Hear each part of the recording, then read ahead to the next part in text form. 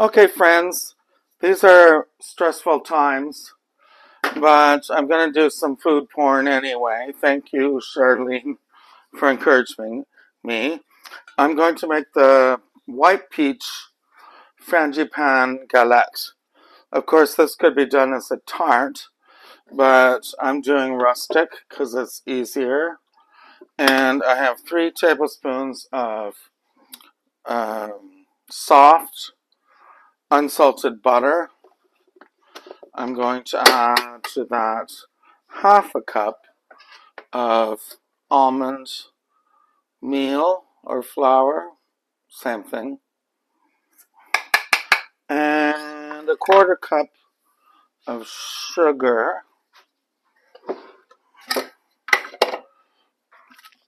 This needs to be broken up a bit. I haven't been making desserts. I've been making meals, one-pan meals, easy meals, vegetarian meals, okay? And I'm just, you might notice that I'm not using a machine. That's because I'm only making one galette, and it just strikes me as a waste of machinery and a waste of time, cleanup time. 1 egg. This is kind of Frangipane is basically a kind of pastry cream. Okay, throw that out, and that's 1 egg, and then I'm going to do half a teaspoon of natural almond extract. Where's the half? Here it is. You don't pour it over the bowl, but I have a steady hand sometimes. Okay, so that's that. And then I have a whisk, and I'm just going to whisk this till fluffy. Okay, so it's a kind of shallow situation, and I don't want everything to go crazy. You just want to incorporate everything, and then at a certain stage, you want it to go fluffy. So pretend this is a machine. Your arm is the machine, and we're going to make it fluffy. Your almond pastry cream, also known as Frangipane. By the way,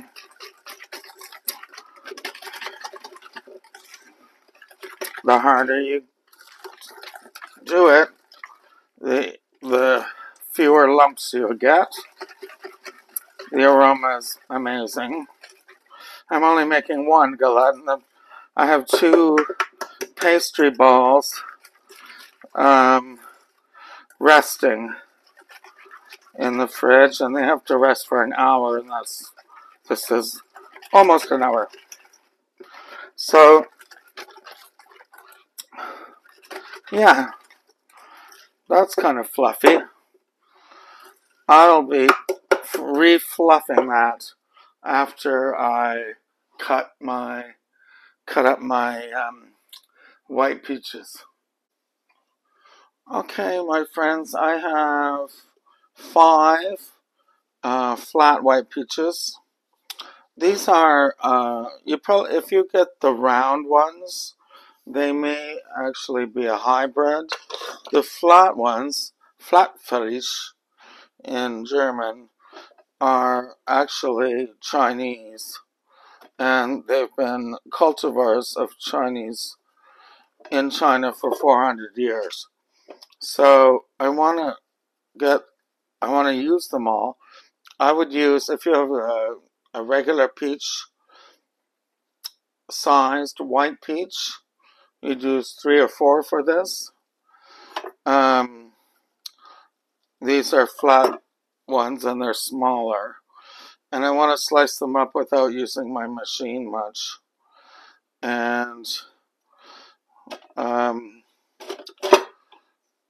what am I trying to say? Oh yeah, you need more if they're little, like if they're on the flat side. But these are good. And I'm trying to get a nice thickness from them. I'd say that's I don't know, 3 or 4 millimeters.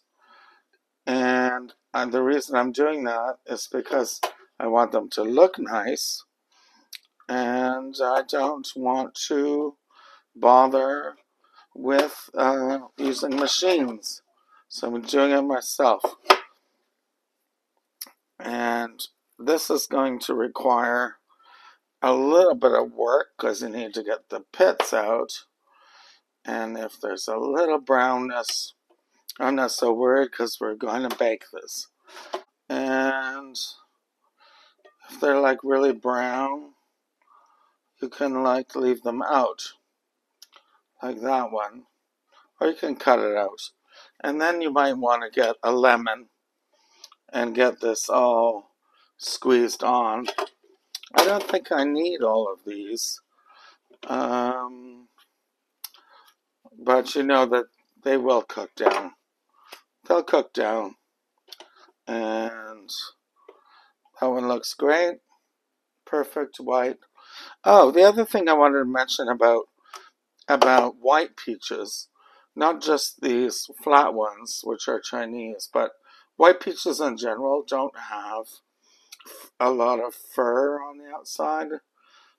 In fact, this is almost like a nectarine, which means it's very helpful because you don't have to worry about skinning them. Okay, so all of these are going into the galette. I want to get a lemon.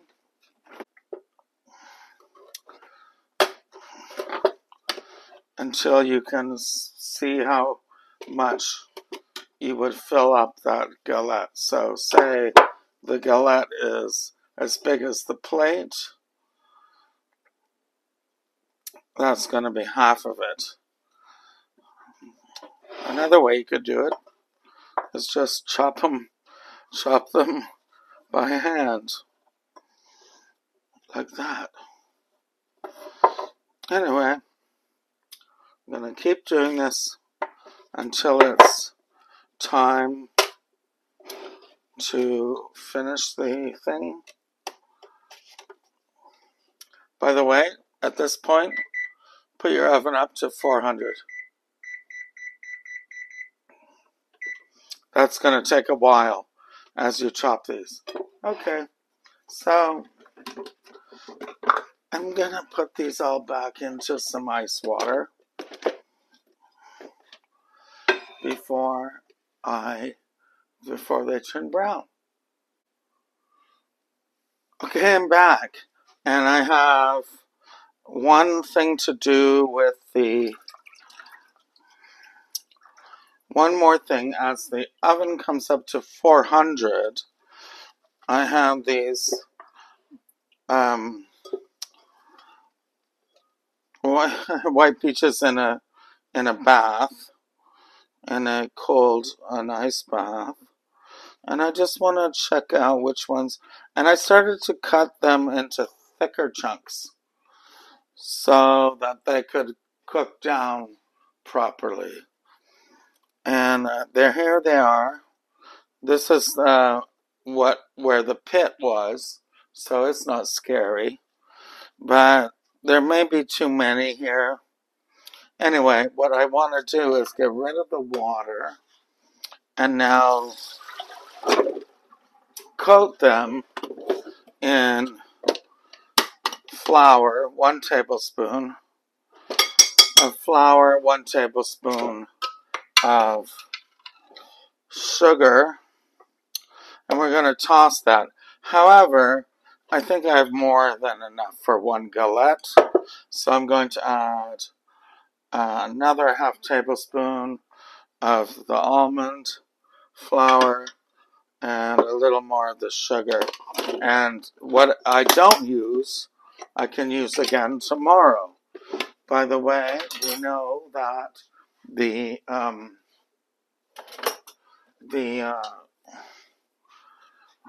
oven's not up to 400, so this can go into the fridge. So it kind of macerates with the almonds and the sugar.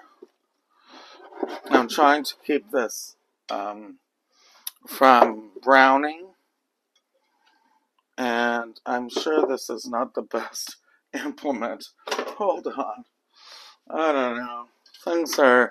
I just want this to be okay, like good. Anyway, you get the picture. We want these to macerate, and then we're going to roll out our dough, and we're going to cook our galette. Okay, friends, we're going to roll out our pâte brisée, which has been, I made and chilled for an hour, just a little bit over an hour. I need to get some flour out, and we will need to get the, perhaps a measuring device, because we want to make this around 14 inches in diameter. This is a smaller piece. I have the oven is on 400 already. And I want to see the flaky butter. I want to see... I'm using this parchment because we're going to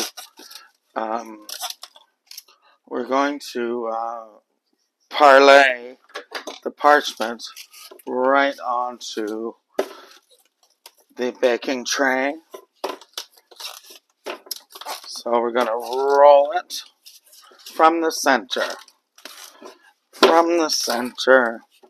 Frozen pin here. And I want an 1/8 of an inch crust. It's going to puff because of the frozen butter inside. And that's how you get crispiness. And I think I might have to go for my marble pin right now. This is actually working great because it's keeping everything cold. But I do have a marble pin, which really does get your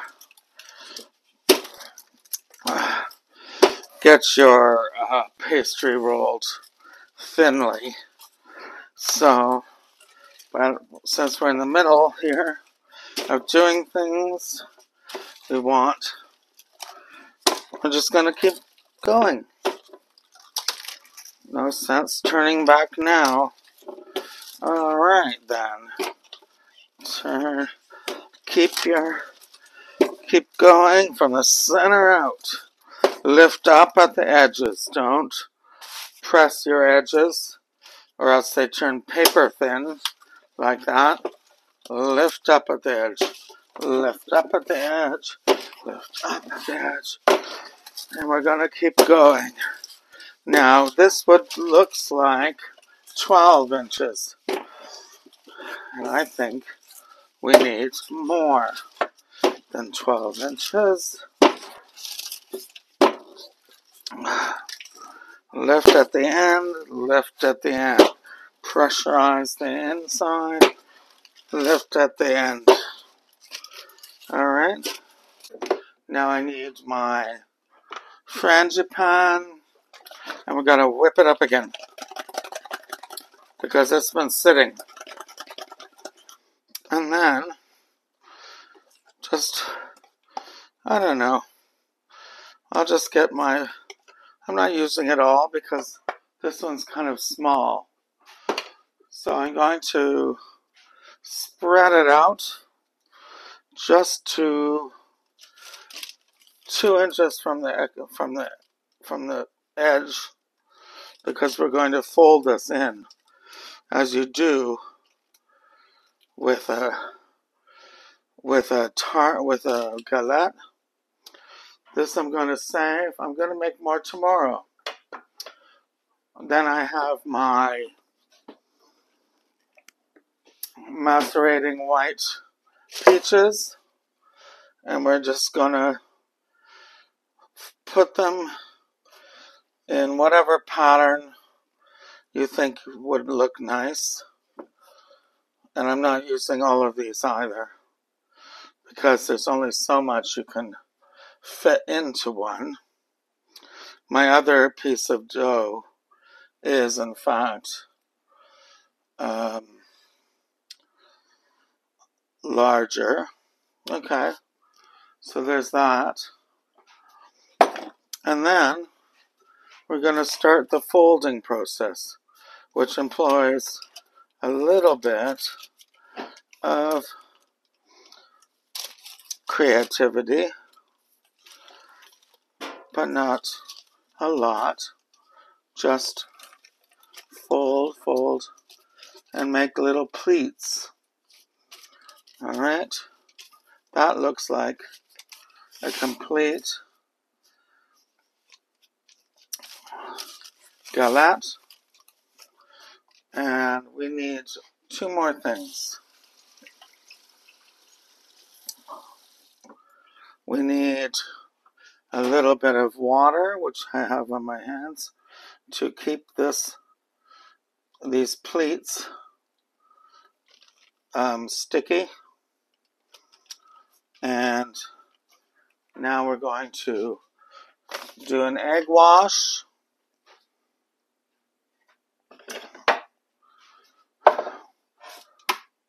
We're doing an egg wash. I'm going to stir it up. Whisk it up with a fork. And I think this is too much flour. I need a little water on my hands. Okay.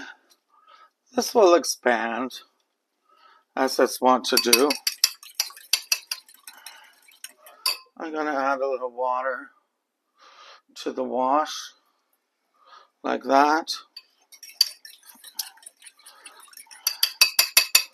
And then I'm going to get my brush out, my pastry brush. Remember, the temperature is already there on the oven. So we're just going to do this and try to get everything that's visible, because it will puff, and then the not visible parts will not brown as much. So we're just going to do this. But the fact is, I need this because I want to use sanding sugar and make it kind of spectacular. There's another method. I did one previously where I put thyme, the herb thyme, in with the peaches, and that was beautiful. Okay, I think that's pretty good. Now we have our sanding sugar. This isn't actually coming in the way I want. Let's give myself a little bit more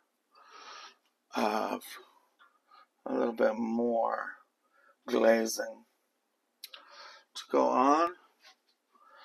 And I think it's fun to add sanding sugar. Now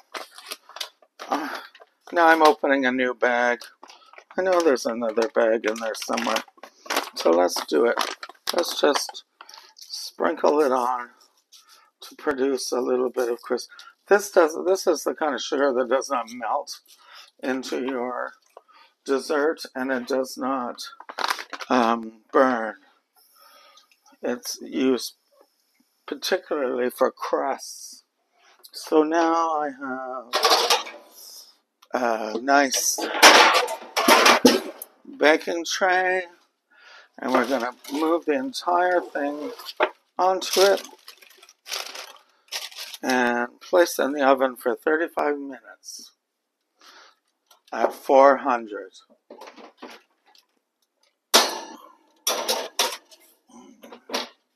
Voila. Okay. Okay, so I checked at 35 minutes, and I'm added 5 more minutes, so it's 40 minutes. And I feel like ooh, I feel like we have the perfect galette. So 40 minutes is great. We're going to just let that settle.